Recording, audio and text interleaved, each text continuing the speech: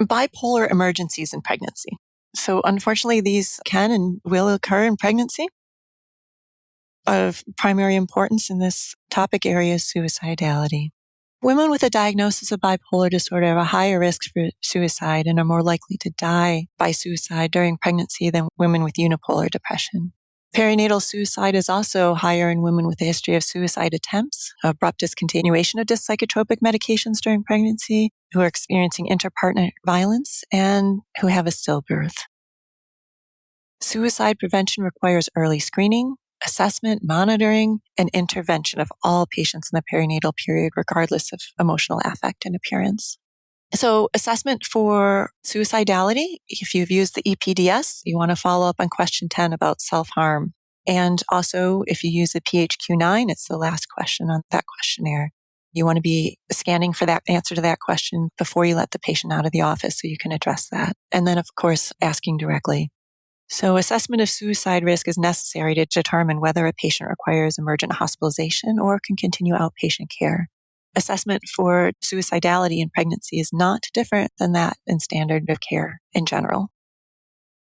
So according to the American Psychiatric Association practice guidelines for the assessment and treatment of patients with suicidal behaviors, a suicide risk assessment requires that the provider ask directly about the patient's desire to live or die, the specific thoughts about taking their life, any plans they have to carry out the act, access to means, and finally, the lethality of their intended means or plan. For patients who endorse thoughts of suicide or death, the clinician must ask about frequency, intensity, and life stressors associated with those thoughts. Contact the woman's significant other or preferred family member, ideally with the patient's permission, to complete a suicide risk assessment for patients who endorse suicidal ideation and to assist in removing any potential suicide methods from the home. Guns being one of the most lethal, stockpiled medications are a frequent plan for patients who are considering ending their life. And then inform significant others of the potential risk for suicide and give instructions on what to do if risky behaviors develop. This is especially important for patients who have risk factors that include histories of mood or anxiety disorders, like our patients with bipolar disorder, or have a new onset of a mood disorder, or endorse suicidal ideation, but who will be managed as an outpatient if she's not at imminent risk that requires inpatient care. Managing pharmacotherapy and monitoring until further psychiatric assessment is obtained for patients with suicidal ideation who do not endorse the plan or intent and who can identify protective factors against suicide. So again, the close follow-up of care and assessment.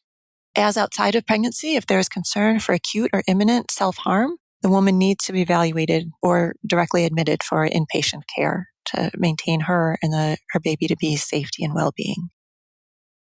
Beyond suicidality, if there's emergent concern for mania, so for women with a prior history of mania, initiate the psychotropic medication regime that has been most effective for that woman. Valproate may be the exception in this case. If there's concern for safety and effectiveness of treatment or origin of mania, obtain evaluation for hospitalization. We want to hospitalize severe or medication-unresponsive patients with mania for further evaluation, a safety assessment, and maintenance, and then treatment. And then complete a workup for treatable physical illnesses, potentially as inpatient for a woman who's manic. And then avoid antidepressants without a mood stabilizer or anti-manic agent in mania.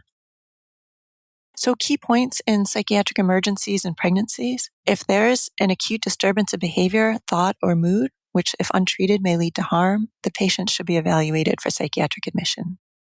Initiate the psychotropic medication regime that was most effective for that woman.